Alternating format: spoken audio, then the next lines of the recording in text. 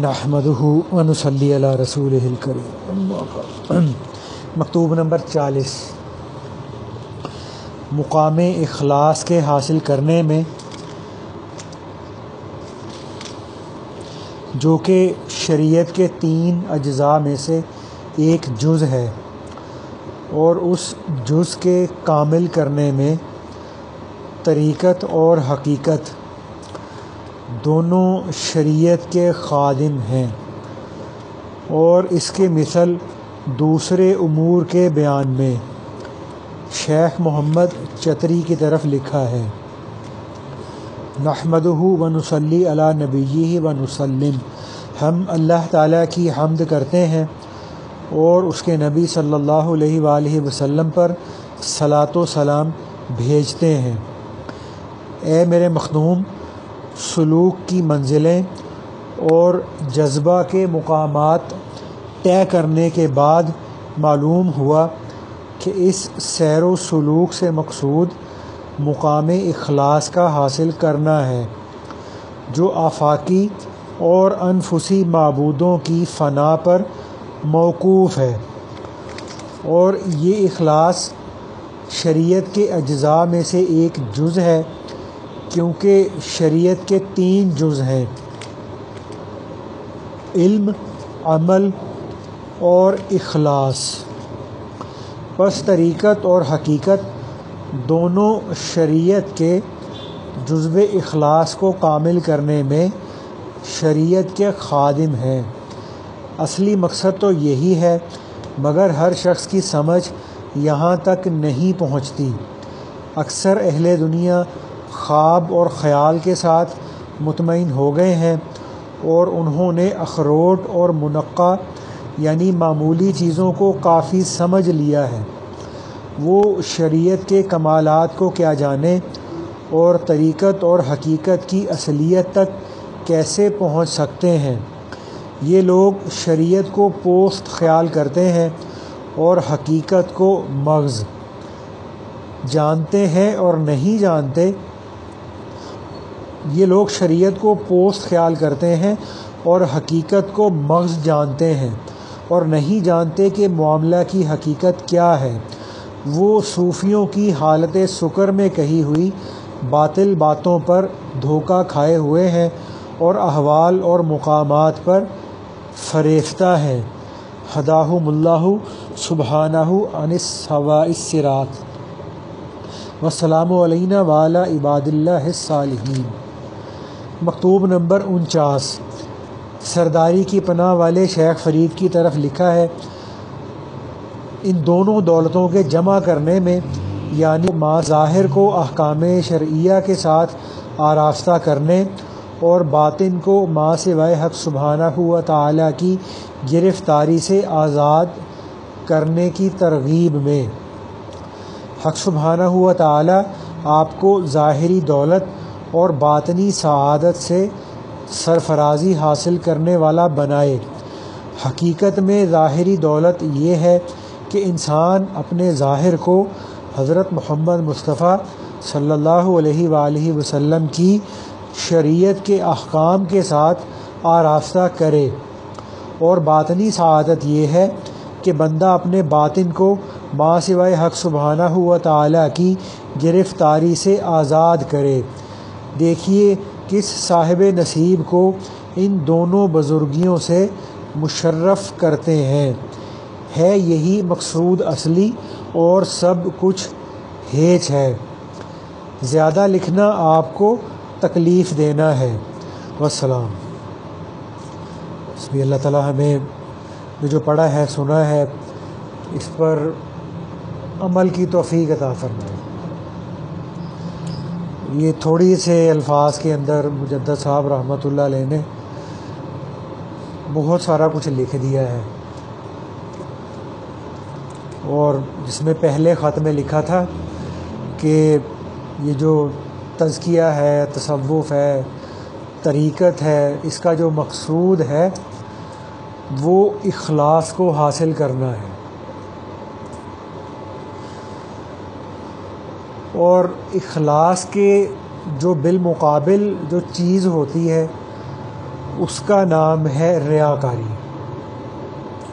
اب اخلاص کا مطلب یہ ہوتا ہے کہ انسان کچھ بھی کرے یا کچھ نہ کرے، انسان کا ہر عمل، وہ چھوٹا ہو یا بڑا، وہ صرف اللہ کی رضا کے لیے ہو۔ اور ریاکاری کیا ہوتی ہے کہ جیسے اخلاص کے اندر انسان کے کسی بھی عمل کے کرنے یا نہ کرنے کا جو مقصود ہے وہ اللہ کی ذات ہوتی ہے، اسی طرح سے جب انسان ریاکاری میں مبتلا ہو جاتا ہے تو انسان مخلوق کی رضامندی کو اور مخلوق کو اپنے ساتھ خوش رکھنے کو وہ اپنے سارے اعمال کا مقصود بنا لیتا ہے۔ اور یہ جو ریاکاری ہے اس کو حدیث پاک کے اندر شرک بھی فرمایا گیا ہے کہ اب جیسے حدیث پاک کے اندر آتا ہے جس کا مفہوم ہے کہ جو شخص ریاکاری کے ساتھ نماز پڑھتا ہے وہ مشرک ہو جاتا ہے، اور جو شخص ریاکاری سے روزہ رکھتا ہے وہ مشرک ہو جاتا ہے۔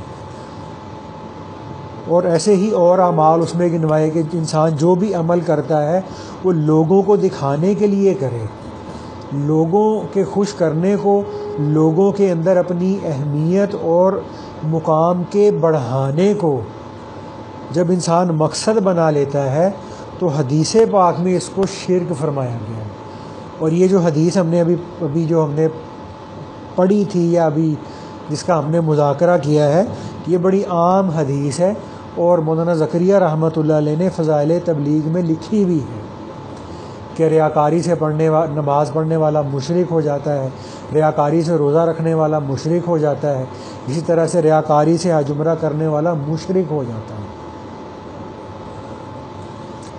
تو یہ جو ریاکاری ہے یہ حرام ہے، اور اس کے اندر انسان اللہ کی ذات کو بھول جاتا ہے اور مخلوق کی رضا کو سامنے رکھ لیتا ہے، جبکہ اللہ تعالیٰ کی جو ذات ہے وہ تمام شریکوں میں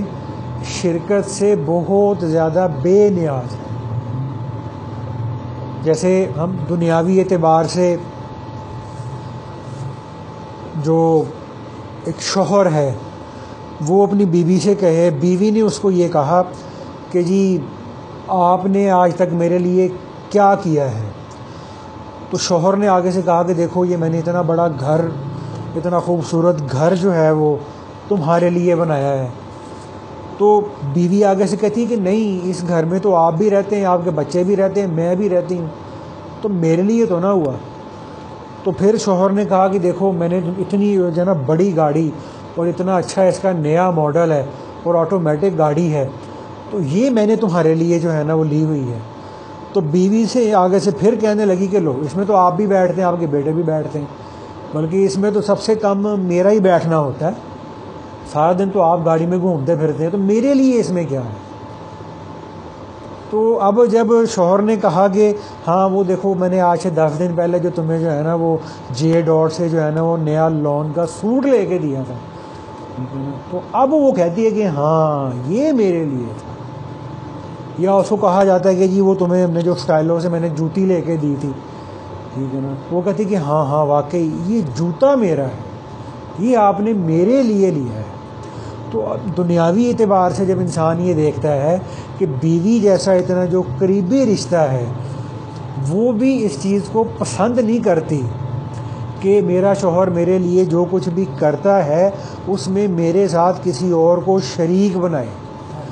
تو بیوی کی بھی یہ خواہش ہوتی ہے کہ میرا شوہر جو کرتا ہے وہ صرف میرے لیے کرے۔ جیسے ہمارے حضرت جنید بغدادی رحمۃ اللہ علیہ تھے، یہ فرمایا کرتے تھے کہ میں نے جو توحید ہے، اب یہ توحید ہو جائے یا اخلاص ہو جائے، یہ تقریباً ایک سے ایسی الفاظ ہیں، مفہوم اور مقصد توحید کا اور اخلاص کا تقریباً ایک جیسا ہی ہوتا ہے۔ تو یہ فرماتے تھے کہ میں نے توحید اپنے پڑوسیوں کی ایک دھوبی کی بیوی سے سیکھی تھی۔ تو کسی نے پوچھا کہ جی وہ کیسے؟ تو وہ کہنے لگے کہ ایک رات کے وقت میں عشاء کے بعد اپنے گھر کی چھت پر اپنے عشاء کے بعد نفل پڑھ رہا تھا، تو مجھے اپنے ساتھ والے پڑوسی کے گھر سے جو دھوبی تھا اس کی بیوی اور دھوبی کے نا آپس میں لڑنے جھگڑنے کی آوازیں آ رہی تھیں۔ تو اب وہ کہتے ظاہر آواز اونچی تھی تو میرا بھی ذرا دھیان اس طرف چلا گیا، تو اس میں دھوبی کی بیوی اپنے شوہر سے یہ کہہ رہی تھی کہ میں تمہارے ساتھ رہ کر غربت بھی برداشت کر لوں گی، فاقے بھی برداشت کر لوں گی، ٹھیک ہے، اور گھر کی چیزوں کے اندر کوئی کمی ہوتی ہے، کوئی نقصان ہوتا ہے تو میں یہ سارے نقصان، ساری کمیاں کوتاہیاں برداشت کر لوں گی، لیکن میں یہ برداشت نہیں کروں گی کہ تم دوسری شادی کرو۔ بھوکا رکھنا ہے رکھ لو، فاقے سے رکھنا ہے رکھ لو، لیکن یہ چیز برداشت نہیں ہوگی کہ تم میرے ہوتے ہوئے میری شریک کو گھر میں لاؤ۔ تو اللہ تعالیٰ کی ذات تو تمام جو شریک ہیں ان میں شرکت سے بہت بے نیاز ہے۔ تو اس لیے ہمیں یہ بڑا اس کا اہتمام کرنا چاہیے، بڑا اس کا کوشش کرنی چاہیے کہ ہمارے اعمال کے اندر، ہمارے دل کے اندر خالص توحید پیدا ہو جائے۔ جیسے ایک ہوتی ہے توحید اعتقادی، اور توحید اعتقادی کا مطلب یہ ہوتا ہے کہ انسان اللہ تعالیٰ کو اس کی ذات میں اور اللہ تعالیٰ کی صفات میں اکیلا اور یکتا مانے، کہ جیسے اللہ کی ذات کے اندر اللہ کا کوئی شریک نہیں ہے، ایسے ہی اللہ کی صفات میں بھی اللہ کی ذات کا کوئی شریک نہیں ہے۔ تو یہ توحید اعتقادی ہے، اور اس کا جو مفہوم اور معنی ہے وہ لا الہ الا اللہ محمد الرسول اللہ، یعنی لا الہ الا اللہ میں لا معبود الا اللہ ہے، ٹھیک ہے۔ اور ایک ہوتی ہے توحید قصدی۔ اب قصد کا معنی ہوتا ہے ارادہ کرنا، نیت کرنا، ٹھیک ہے۔ اب توحید اعتقادی، توحید قصدی کیا ہوتی ہے کہ انسان اپنے جتنے بھی اس کی زندگی کے دین کے اعمال ہیں، ان دین کے سارے اعمال سے صرف اللہ کی ذات کی رضا کو مقصود بنائے، اور اللہ کی ذات عالی کی رضا کے علاوہ اس کا اور کوئی بھی مقصود نہ ہو۔ اب حضرت تھانوی رحمۃ اللہ علیہ فرماتے ہیں کہ یہ کلمے کے اندر جو کلمے کا مفہوم ہے لا مقصود الا اللہ، کہ انسان کا جو مقصود ہے وہ صرف اللہ ہی کی ذات ہو۔ تو یہ جو توحید کے جو دونوں درجے ہیں، توحید اعتقادی اور توحید قصدی، یہ دونوں توحید کے جو درجے ہیں یہ ہم میں سے ہر مسلمان کے لیے ان کا حصول ضروری ہے، کہ ان کے بغیر انسان کی توحید کامل نہیں ہوتی اور انسان کے باطن کا اخلاص بھی کامل نہیں ہوتا۔ تو اصل میں اب اس توحید کو اپنے اندر اتارنا، اب توحید کے عنوان پر ایک تقریر کر لینا، یا توحید کے عنوان پر 40-50 اشعار جو ہے نا وہ پڑھ دینا مختلف عنوان کے، تو ان چیزوں کے نہ تو سننے سے توحید آتی ہے اور نہ ہی توحید پہ تقریر کرنے سے توحید آتی ہے،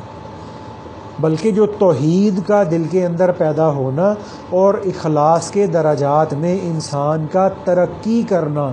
یہ جیسے حضرت مجدد صاحب رحمۃ اللہ علیہ نے اپنے خط میں یہ بات لکھی تھی کہ یہ جو سیر و سلوک یعنی یہ تصوف و سلوک ہے،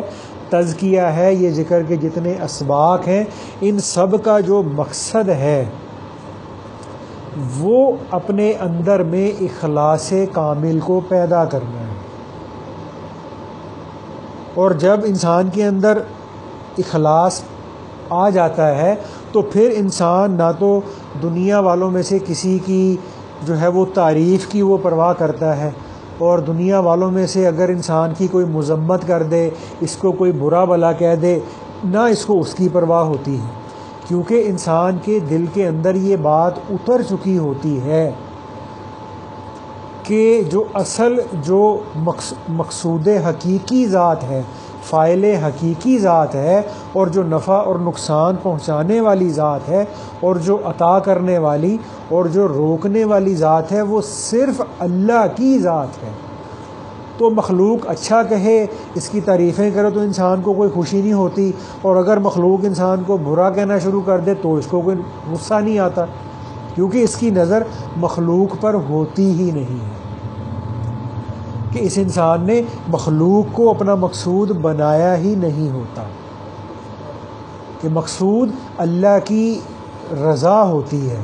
مقصود لوگوں کو خوش کرنا نہیں ہوتا، اور مقصود اپنا مجمع بڑھانا نہیں ہوتا، اور مقصود لوگوں کو اپنی طرف متوجہ رکھنا نہیں ہوتا۔ جیسے اب اگر اس میں اس درجے کی اگر ہم توحید کا اپنے مشائخ کے اندر انسان اگر ذرا اس کو مطالعہ کرے تو ہمیں یہ نظر آتا ہے کہ یہ جو حضرات تھے یہ توحید کے اور اخلاص کے کن اعلیٰ درجات کو حاصل کیے ہوئے تھے، اور مخلوق کو خوش رکھنا اور مخلوق کی رضامندی کی فکر رکھنا ان کے نزدیک کوئی حقیقت رکھتا ہی نہیں تھا، کہ ان کے نزدیک اصل مقصود تھا وہ اللہ کی ذات کی رضا تھی۔ جیسے ہمارے اشرف علی تھانوی صاحب رحمۃ اللہ علیہ نے یہ اپنے ایک کتاب کے اندر یہ بات لکھی ہے کہ انہوں نے فرمایا کہ جب میرے شیخ حاجی امداد اللہ مہاجر مکی صاحب رحمۃ اللہ علیہ یہ تھانہ بھون جو ایک علاقہ تھا، جب وہ وہاں پر آ کر اپنے شیخ کے حکم سے بیٹھ گئے،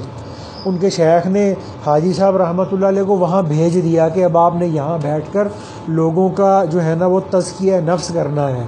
لوگوں کی اصلاح باطن کرنی ہے۔ تو حضرت تھانوی صاحب رحمۃ اللہ علیہ نے فرمایا کہ جب ہمارے شیخ اس علاقے میں پہنچے تو اس علاقے میں بہت سالوں سے ایک اور بزرگ تھے، ان کا نام تھا شاہ حسن صاحب رحمۃ اللہ علیہ، تو وہ وہاں پر موجود تھے، اور وہ بھی بہت ہی مخلص آدمی تھے، بہت اللہ والے آدمی تھے، اور بہت ہی جو ہے نا وہ اللہ کے ساتھ ان کا تعلق تھا۔ تو اب جب وہاں پہ حاجی امداد اللہ مہاجر مکی رحمۃ اللہ علیہ بھی آ گئے، اور یہ شاہ حسن صاحب بھی وہاں پہلے سے موجود تھے، تو شاہ حسن صاحب رحمۃ اللہ علیہ جو تھے انہوں نے تھانہ بھون کے علاقے کو ہمیشہ کے لیے چھوڑ دیا اور وہاں سے چلے گئے، اور جاتے ہوئے کہنے لگے کہ اب مجھے اللہ کا شکر ہے، اس بات کا اطمینان ہے کہ یہ جو حاجی امداد اللہ صاحب ہیں یہ میری بجائے لوگوں کی دینی اور روحانی رہنمائی اور اصلاح کا کام مجھ سے زیادہ اچھا کر سکتے ہیں، تو اب میری ضرورت یہاں ختم ہو جاتی ہے۔ تو وہ پھر ایک وہ جنگل سا تھا ان کا، کوئی غالباً کوئی خاندان کا بھی اتنا کوئی نہیں تھا سیٹ اپ، تو انہوں نے پھر اپنے جنگل کے اندر ایک چھوٹی سی مسجد بنا لی اور وہاں پہ انہوں نے اپنی ساری زندگی گزار دی۔ تو یہ حضرت تھانوی رحمۃ اللہ علیہ نے فرمایا کہ یہ حضرات تھے کہ جن کے نزدیک اپنا مجمع بڑھانا مقصود نہیں تھا، اور لوگوں کے اندر اپنی علمیت کی دھاک کو بٹھانا مقصود نہیں تھا، بلکہ ان حضرات کے نزدیک مقصود تھا کہ اللہ کی مخلوق کو نفع پہنچے، ہم سے پہنچے یا کسی اور سے پہنچے۔ اور جب وہ حضرات یہ سمجھتے تھے کہ بھئی یہ جو صاحب یا یہ جو شخصیت ہیں یا یہ جو صوفی صاحب ہیں یہ میرے علاقے میں آگے بیٹھ گئے ہیں اور یہ لوگوں کی رہنمائی میرے سے زیادہ اچھی کر سکتے ہیں، تو وہ علاقہ چھوڑ کے چلے جاتے تھے۔ اور پھر اس کے بعد حضرت تھانوی صاحب رحمۃ اللہ علیہ نے فرمایا کہ اب ان کے ایک سلسلے کے بزرگ تھے، ان کا نام تھا شیخ شمس الدین ترک پانی پتی، شیخ شمس الدین ترک پانی پتی۔ تو اب ان کے جو شیخ تھے نا، ان کا غالباً نام تھا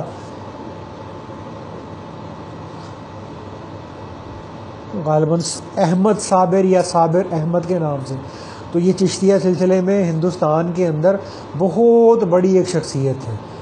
تو یہ نظام الدین اولیاء رحمۃ اللہ علیہ، معین الدین چشتی رحمۃ اللہ علیہ سے کچھ پہلے کے تھے. تو اب جب یہ جو تھے نا ان کے شیخ، تو انہوں نے شمس الدین ترک پانی پتی رحمۃ اللہ علیہ کو ایک علاقے یا ایک قصبے کے اندر خلافت دے کر بھیج دیا کہ اب تم نے وہاں بیٹھ کر وہاں تم نے لوگوں کو اللہ کی طرف بلانا ہے، لوگوں کا تصفیہ باطن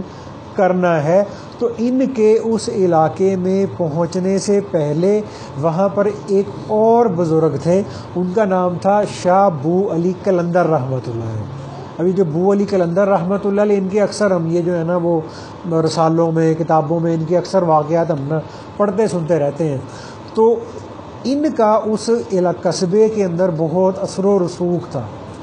اور بہت لوگ ان سے متعلق تھے اور بہت ہی اپنے علاقے میں جو ہے نا وہ لوگوں پر دین کی محنت، دین کا کام اور اصلاح نفس کی محنت ان پہ کر رہے تھے. تو اب جب یہ شیخ شمس الدین ترک پانی پتی رحمۃ اللہ علیہ بھی اس علاقے میں آ گئے، تو اب انہوں نے کیا کیا، یہ جو بو علی قلندر رحمۃ اللہ علیہ تھے، انہوں نے اپنے ایک مرید کے ہاتھ پانی کا نا ایک کٹورا بھرا اور اس کو بالکل اوپر تک بھر دیا اور فرمایا کہ یہ لے جاؤ اور شیخ شمس الدین ترک صاحب کو نا یہ پانی کا نا کٹورا پیش کر دینا. اور وہ پانی کا کٹورا اوپر تک بھرا ہوا تھا. تو اب جب وہ ان کی خانقاہ میں گیا تو اس نے ان کو کہا کہ جی ہمارے شیخ بو علی قلندر صاحب نے یہ آپ کی خدمت میں نا پانی کا بھرا ہوا کٹورا بھیجا. تو شیخ شمس الدین ترک صاحب جو تھے رحمۃ اللہ علیہ، انہوں نے کیا کیا، انہوں نے اس پانی کے بھرے ہوئے کٹورے کے اوپر گلاب کا ایک پھول رکھ دیا اور کہا کہ یہ لے جاؤ اپنے شیخ کے پاس. تو اب وہ پانی کا کٹورا اور گلاب کا پھول لے کے اپنے شیخ کے پاس آ گیا. تو وہاں پر جو لوگ بیٹھے ہوئے تھے انہوں نے کہا کہ حضرت یہ سمجھ نہیں آئی کہ آپ نے پانی کا کٹورا بھر کے ان کی طرف بھیج دیا جو بالکل بھرا ہوا تھا اور انہوں نے اوپر سے گلاب کا پھول اس پہ رکھ کے بھیج دیا، یہ کیا مقصد تھا؟ تو بو علی قلندر رحمۃ اللہ علیہ نے یہ فرمایا کہ بھائی یہ جو میں نے پانی کا کٹورا بالکل اوپر تک بھر کے ان کے پاس بھیجا تھا، اس کا مقصد یہ تھا کہ بھئی آپ یہ جو اس علاقے میں یہ جو لوگوں کے اوپر تصفیے کی اور تزکیے کی اور روحانیت کی محنت کرنے کے لیے تشریف لائے ہیں نا، تو یہ جو سارا علاقہ ہے نا، یہ اللہ تعالیٰ کے فضل و کرم سے میرے اور میرے مشائخ کی روحانیت اور فیوضات سے اس قدر لبالب بھرا ہوا ہے کہ اس قصبے کے اندر آپ کی روحانیت کی کوئی ضرورت نہیں ہے. تو یہ میں نے ان کو پیغام دے کے بھیجا تھا. تو انہوں نے پھر آگے سے جو اوپر گلاب کا پھول رکھ کے بھیج دیا، اس کا مقصد ان کا یہ تھا کہ حضرت میں آپ کے مریدوں میں اور آپ سے جو لوگ پہلے سے منسلک اور متعلق ہیں اور آپ کی خانقاہ میں جن کا آنا جانا ہے، میں ان کے اوپر کوئی وزن اور اپنا کوئی بوجھ نہیں ڈالوں گا. جیسے وہ گلاب کا پھول اگر ہم چلتے پانی پہ یا پانی کے کسی برتن پہ رکھ دیں تو پانی کے اوپر اس گلاب کا کوئی وزن نہیں ہوتا اور پانی کے اوپر اس گلاب کے وزن کا کوئی بوجھ نہیں ہوتا، پانی کو اس کی کوئی تکلیف نہیں ہوتی. تو انہوں نے فرمایا کہ حضرت میں تو اس علاقے میں ایسے رہوں گا کہ جیسے یہ پانی کے اوپر گلاب کا پھول تیر رہا ہے. تو آپ کو جو ہے نا وہ میرے جو ہے نا وہ محنت کرنے سے، میرے لوگوں کو ذکر سکھانے سے اور میرے یہ جو مجالس کے قائم کرنے سے آپ کی جو ہے نا وہ دین کا کام اس کو کوئی خطرہ نہیں ہوگا. تو اب یہ جو بو علی قلندر صاحب رحمۃ اللہ علیہ تھے، یہ بھی مخلص تھے اور ان کا بھی جو مقصود تھا وہ لوگوں کو اپنے سے جوڑنا نہیں تھا اور اپنے مجمع کی تعداد میں اضافہ کرنا نہیں تھا اور اپنے مریدوں کی جو ہے نا وہ فوج میں اضافہ کرنا اور لوگوں کے اندر یہ بات مشہور کرنا کہ جی دیکھو جی میرا جو ہے نا وہ دین کا جو کام ہے وہ کس قدر پھیلا ہوا ہے اور کتنے لوگ میرے سے منسلک ہیں. تو ان کے پیش نظر یہ بات نہیں تھی. تو حضرت تھانوی صاحب رحمۃ اللہ علیہ نے فرمایا کہ جب انہوں نے یہ دیکھا کہ بھائی یہ جو شیخ شمس الدین ترک پانی پتی صاحب رحمۃ اللہ علیہ ہیں، یہ اللہ کے فضل سے میری طرح بلکہ میرے سے بھی اچھی طرح لوگوں کی دینی اور روحانی رہنمائی کر سکتے ہیں تو ابو علی قلندر رحمۃ اللہ علیہ نے اپنی وہ خانقاہ بند کر دی اور اس علاقے کو چھوڑ کے ہمیشہ کے لیے کہیں چلے گئے۔ تو یہ کیسے جو تھے وہ اعلیٰ درجے کے اخلاص کے نمونے تھے کہ ان لوگوں کے نزدیک صرف اور صرف اللہ کی ذات مقصود تھی، اور ان حضرات کے نزدیک لوگوں کو دین کا نفع پہنچانا ہی مقصود تھا، وہ دین کا نفع کہیں سے پہنچ جائے۔ اور یہ جو حضرات تھے یہ اس بات پر بضد نہیں ہوتے تھے کہ جی اگر تو لوگوں کو دین پہنچے تو صرف ہمارے ذریعے پہنچے، اور اگر لوگ ہدایت پر آئیں تو صرف ہمارے ذریعے ہدایت پر آئیں، اور ہمارے ذریعے کوئی ایسا بندہ نہیں، اور ہمارے علاوہ کوئی ایسا بندہ نہیں ہونا چاہیے، اور ہمارے علاوہ کوئی ایسا طریقہ نہیں ہونا چاہیے کہ جس کے ذریعے لوگ دین کی طرف آئیں اور اللہ کے ساتھ اپنا تعلق ٹھیک کرنے لگیں۔ تو یہ جو چیزیں ہیں کہ انسان جس کے اندر، پھر حضرت تھانوی صاحب رحمۃ اللہ علیہ نے فرمایا کہ بھائی آج کے دور میں تو کیا ہے کہ آج کے دور میں تو ہر کوئی اپنی جماعت، اپنی تنظیم اور اپنی جو خانقاہ ہے، اپنا جو مدرسہ ہے، بس اس کی جڑیں ہی مضبوط کرنے میں لگا ہوا ہے، اور جب اس کے علاقے میں یا اس کے گرد و نواح کے اندر کوئی اور مدرسہ کھول لے یا اس کے گرد و نواح کے اندر کوئی اور آدمی خانقاہ کا کام کرنا شروع کر دے، کوئی اور آدمی واعظ و نصیحت شروع کر دے، تو انہوں نے حضرت تھانوی صاحب رحمۃ اللہ علیہ نے فرمایا کہ پھر کیا ہوتا ہے کہ پھر ہماری طبیعتوں پر بوجھ آنے لگتا ہے، اور ہمارے دلوں کے اندر دوسروں کے لیے جو دوسرے دین کا کام کرنے والے آ گئے ان کے لیے حسد کے جذبات پیدا ہونے شروع ہو جاتے ہیں، اور پھر ہمارے فرماتے تھے کہ ہمارے اندر کی یہ کیفیت ہوتی ہے کہ کسی نہ کسی طرح سے وہ جو دوسرے صاحب ہیں یا دوسرا ادارہ ہے یا دوسرا مدرسہ ہے یا دوسری خانقاہ ہے، اس خانقاہ، ادارہ، مدرسہ یا شخصیت کا کوئی بہت بڑا نقصان ہو جائے بس فٹافٹ، اور وہ صبح بھی اس چیز کے منتظر ہوتے ہیں، شام کو بھی اس چیز کے منتظر ہوتے ہیں۔ اور جب فرماتے تھے، اور انہوں نے فرمایا کہ جب ایسی کوئی شخصیت ان کے علاقے سے جو ہے نا وہ مطلب اس کا انتقال ہو گیا، ٹھیک ہے، تو فرماتے تھے کہ ہمیں کیا ہوتا ہے کہ اخلاص کی کمی کی وجہ سے اور اپنے مشائخ کی جوتیاں سیدھی نہ کرنے کی وجہ سے اور اپنے اندر میں ریاکاری کے جراثیم کے جڑ پکڑنے کی وجہ سے جب دین کا کوئی اور کام کرنے والی شخصیت فوت ہوتی ہے تو حضرت تھانوی رحمۃ اللہ علیہ نے فرمایا کہ ہمیں اس شخصیت کے فوت ہونے پر دکھ تو کیا ہوتا، اندر میں خوشی ہوتی ہے۔ اب منہ دکھائی کے لیے چلے جائیں گے، ان کے جنازے میں بھی چلے جائیں گے، اور ان کی جو ہے نا وہ اگر کوئی رسم ہے فوت کی اس پہ بھی چلے جائیں گے، اور ایک مسکین سی صورت بنا لیں گے، جی بڑا دکھ ہوا جی، بڑا افسوس ہوا جی، ماشاءاللہ اللہ ان کے درجے بلند کرے جی، اللہ ان کی قبر کو نور سے بھرے جی، لیکن دل کے اندر خوشی ہوگی، چلو اچھا ہوا کہ جو ہمارے راستے میں جو دین کی ایک رکاوٹ تھی، بلکہ دین کیا دنیا کی رکاوٹ تھی، وہ ختم ہو گئی، اب ہمارا مقابل کوئی نہیں رہا۔ تو حضرت تھانوی صاحب رحمۃ اللہ علیہ فرماتے تھے کہ آج ہمارے دیندار طبقے کا یہ حال ہے۔ اور پھر اس میں ایک اور بات، بلکہ آخری بات ہے کہ ہمارے پرانے صوفیاء کے اندر نا ایک بزرگ تھے، ان کا نام تھا، اللہ کرے مجھے نام ذہن میں آ جائے ان کا، تو ان کو اللہ کی طرف سے نا مطلب وہ اپنا تزکیے میں لگے رہے تو ایک بار، اور جب ان کی تکمیل بھی ہو چکی تھی، وہ شیخ بھی بن چکے تھے، لیکن وہ اس وجہ سے اپنی خانقاہ نہیں بناتے تھے، شیخ یوسف اجمی رحمۃ اللہ علیہ ان کا نام تھا، تو وہ اس وجہ سے جو ہے نا وہ اپنا خانقاہ کا یا یہ بیت کا یہ کام نہیں کرتے تھے کہ بھئی اور لوگ کر رہے ہیں تو ان کے ہوتے ہوئے مجھے کرنے کی ضرورت نہیں ہے، جبکہ آج اس کے بالکل ہمارا کام الٹ ہو چکا ہے۔ آج ہمارے دل میں کیا ہوتا ہے کہ بھئی ہم کر رہے ہیں تو کسی اور کو کرنے کی کیا ضرورت ہے، جب ہم کر رہے ہیں تو دوسرا کیوں کر رہا ہے، یہ کون ہوتا کرنے والا۔ تو اب وہ جو تھا نا اپنا جو بیعت کا سلسلہ تھا، اپنا جو تصوف کی محنت تھی، اس کو شروع نہیں کرتے تھے. تو ایک دفعہ ان کو اللہ کی طرف سے الہام ہوا کہ بھائی شیخ یوسف عجمی تم مصر چلے جاؤ اور وہاں پر اپنی خانقاہ قائم کر کے لوگوں کو اللہ اللہ سکھاؤ. تو اب ہمارے جیسا ہوتا نا فوراً بھنگڑے شروع ہو جاتے، دیکھو جی اللہ کے ہاں جو ہے نا وہ میری قبولیت ہو گئی اور اللہ کی طرف سے مجھے الہام ہو گیا کہ جاؤ بھائی بناؤ خانقاہ. تو فرمانے لگے کہ یار یہ جو ہے نا یہ مجھے جو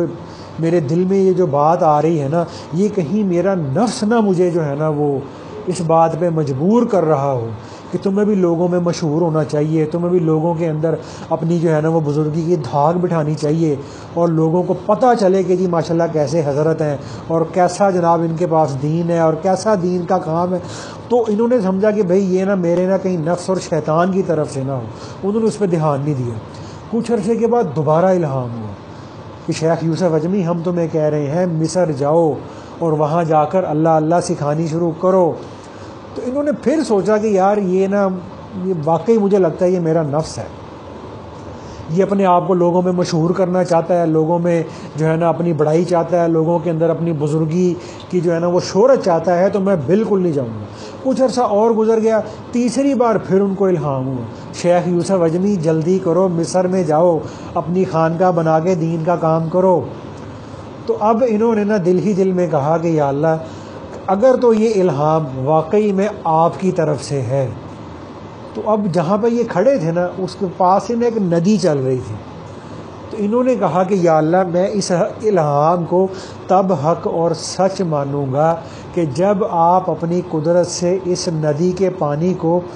دودھ میں تبدیل کر دیں.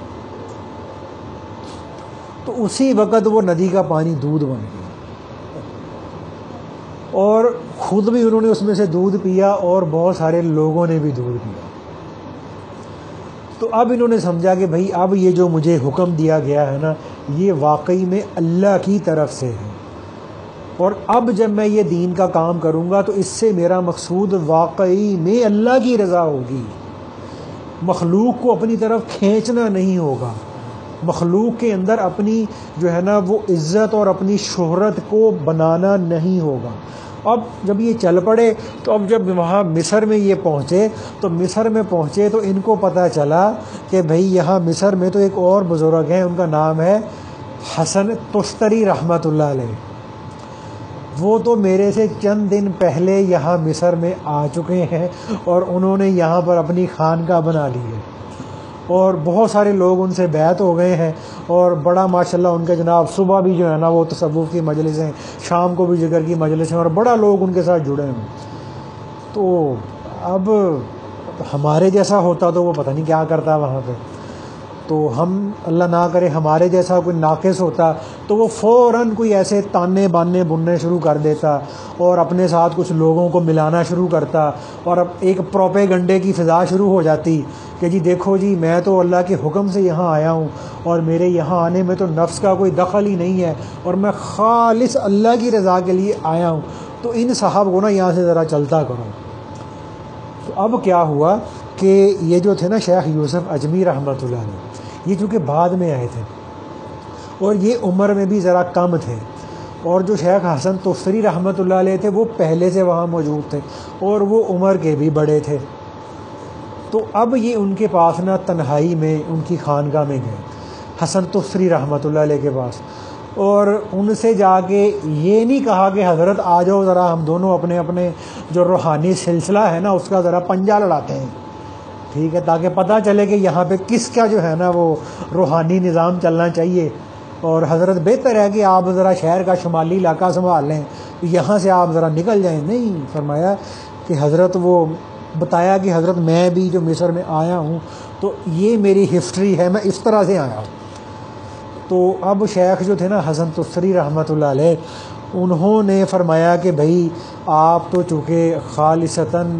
یعنی الہام الہی کے تحت یہاں پہ آئے ہیں تو یہاں پر مصر میں دین کا کام کرنا، لوگوں کو اللہ اللہ سکھانا آپ کا حق بنتا ہے، میرا حق نہیں بنتا. حالانکہ فرماتے تھے کہ اصل میں جو بات تھی، یہ جو شیخ حسن تستری رحمۃ اللہ علیہ تھے یہ عمر میں بھی زیادہ تھے، شیخ یوسف اجمی رحمۃ اللہ علیہ سے علم میں بھی زیادہ تھے اور روحانیت میں بھی بہت ہی زیادہ آگے تھے۔ تو اب یہ جو تھے شیخ یوسف اجمی رحمۃ اللہ علیہ، انہوں نے کہا کہ حضرت میں چھوٹا ہوں، کم عمر ہوں، علم بھی نہیں ہے اور ابھی نیا نیا اس شعبے میں آیا ہوں اور روحانیت بھی ظاہر ہے میری اتنی کچی پکی سی ہے، تو آپ کا حق بنتا ہے۔ وہ کہیں جی آپ کا حق بنتا ہے۔ اب اس موضوع پر کتنی دیر تکرار چلتی رہی۔ وہ کہہ رہا ہے کہ حضرت آپ کام کریں، وہ کہہ رہا ہے حضرت آپ کام کریں۔ تو جب یہ بحث کافی لمبی ہو گئی تو شیخ جو تھے نا حسن تستری رحمۃ اللہ علیہ، انہوں نے بات کو ختم کرنے کے لیے وہ اپنی جگہ سے اٹھے اور اٹھ کر شیخ یوسف اجمی صاحب کے سامنے خادم کے انداز میں کھڑے ہو گئے، جیسے ایک مرید اپنے شیخ کے سامنے کھڑا ہوتا ہے۔ عمر میں بھی بڑے ہیں، علم میں بھی بڑے ہیں، روحانیت میں بھی بڑے ہیں، اور کہنے لگے کہ حضرت آپ کو اب میری بات ماننی پڑے گی، آپ یہاں پر لوگوں کو جو ہے نا وہ اللہ اللہ سکھائیں گے، میں نہیں سکھاؤں گا۔ اور فرمایا کہ حضرت جب تک آپ زندہ ہیں شیخ حسن تستری مصر میں آپ کے خادم کی حیثیت سے زندگی گزارے گا۔ تو جب انہوں نے اس پہ اصرار کیا اور پھر شیخ یوسف اجمی رحمۃ اللہ علیہ نے اپنے آپ کو پھر مصر میں ظاہر کیا، یعنی ظاہر سے مراد ہے پھر اپنی خانقاہ انہوں نے قائم کی اور پھر مصر کے اندر انہوں نے سفر شروع کیے، دورے شروع کیے، اور جو شیخ حسن تستری رحمۃ اللہ علیہ تھے انہوں نے اپنا سارا جو خانقاہی جو نظام تھا، جو مرید تھے، جو سارا ایک ان کا سلسلہ چل رہا تھا، اس سب کو وائنڈ اپ کر کے اپنے مریدوں کو شیخ یوسف اجمی صاحب کے پاس بھیج دیا، اور خود جتنی زندگی شیخ حسن تستری رحمۃ اللہ علیہ کی باقی تھی، جتنے سال یہ زندہ رہے، یہ شیخ یوسف اجمی رحمۃ اللہ علیہ کے خادم کی حیثیت سے زندہ رہے۔ ان کا بستر بچھانا اور ان کا مصلی بچھانا، ان کے وضو کا بندوبست کرنا، ان کے کھانے پینے کا بندوبست کرنا، اور انہوں نے کہیں سفر پہ جانا ہے تو ان کی سواری کے لیے جو ہے نا وہ انتظامات وغیرہ کرنا، حالانکہ عمر کے اندر بڑے تھے، مقام کے اندر بھی بڑے تھے۔ تو لیکن چونکہ ہمارے حضرت تھانوی رحمۃ اللہ علیہ فرماتے تھے کہ ان حضرات کے ہاں مقصود مخلوق نہیں تھی، جو ان حضرات کا مقصود تھا وہ صرف اللہ کی ذات تھی۔ خود بھی اللہ سے جڑنا چاہتے تھے اور لوگوں کو بھی اللہ سے جوڑنا چاہتے تھے، لوگوں کو اپنے سے نہیں جوڑنا چاہتے تھے۔ تو جس وجہ سے اللہ نے ان حضرات کی تعلیمات کے اندر، ان حضرات کی محنتوں کے اندر اللہ نے اتنی برکت کو رکھا، اتنی برکت اللہ پاک نے ان کو عطا فرمائی۔ اس لیے بھائی یہ جو ہمارے مجدد صاحب رحمۃ اللہ علیہ نے خط میں لکھا تھا نا کہ اس سے جو سارے کا سارا جو مقصود ہے، یہ بیعت ہونا، ذکر کرنا، یہ سارا کچھ کرنا، اس سے مقصود تو اصل میں اخلاص کامل کو حاصل کرنا ہے اور توحید کا اعلیٰ درجہ اپنے اندر پیدا کرنا ہے، اور توحید کا اعلیٰ درجہ اور اخلاص کا کامل درجہ اس وقت تک انسان کو حاصل ہونا مشکل ہوتا ہے جب تک انسان کا مقصود مخلوق کو خوش کرنا ہو، مخلوق کی نظروں میں اپنے آپ کو بڑا بنا کے رکھنا ہو، تو اس وقت تک نہ تو اخلاص پورا حاصل ہوتا ہے، نہ توحید کی حقیقت انسان کو حاصل ہوتی ہے۔ تو اسی لیے جو ہے نا یہ اپنے، اور یہ جو توحید ہے اور یہ جو اخلاص ہے، جیسے ہمارے مجدد صاحب رحمۃ اللہ علیہ نے فرمایا تھا کہ توحید اور اخلاص کامل کا حاصل کرنا، اس چیز کا تعلق کہنے سننے سے نہیں بلکہ عملاً محنت کرنے سے ہوتا ہے، کہ انسان عملی طور پر اپنے باطن کے اندر سے اگر ریاکاری ہے تو اس کو نکالنے کی کوشش کرے، اور اگر اخلاص کے منافی جو جو چیزیں ہیں انسان اپنے باطن کو ان چیزوں اور رذائل سے پاک کرے، اور اس کو پاک کرنے کے لیے انسان کو ضرورت پڑے گی اپنے شیخ کی صحبت اختیار کرنے کی۔ کہ جب یہ اپنے شیخ کی صحبت میں رہے گا تو اللہ تعالیٰ کے فضل سے آہستہ آہستہ اس کے اندر سے جتنی بھی اخلاص کو کم یا ختم کرنے والی چیزیں ہیں وہ اللہ کے فضل سے اللہ تعالیٰ کے ذکر میں ترقی کی برکت سے اس کے اندر سے نکلتی چلی جائیں گی، اور اس کا باطن وہ صاف ہوتا چلا جائے گا، اور باطن کے اندر اللہ کے فضل سے اخلاص کامل اور توحید حقیقی یہ اپنی جگہ بناتی چلی جائے گی۔ ٹھیک ہے نا بھائی؟ تو اس لیے اللہ تعالیٰ ہمیں اخلاص کامل کو حاصل کرنے کی اور ریاکاری سے اللہ ہمیں بچنے کی توفیق عطا فرمائے۔ تو ابھی انشاءاللہ بھائی ختم کا عمل کر لیتے ہیں، تو انشاءاللہ تو 15 دفعہ انشاءاللہ درود شریف پڑھ لیں گے بھائی، اور اس کے بعد لا حول ولا قوت الا باللہ پڑھ لیں گے، پھر اس کے بعد 15 دفعہ درود شریف پڑھ لیں گے۔ بسم اللہ۔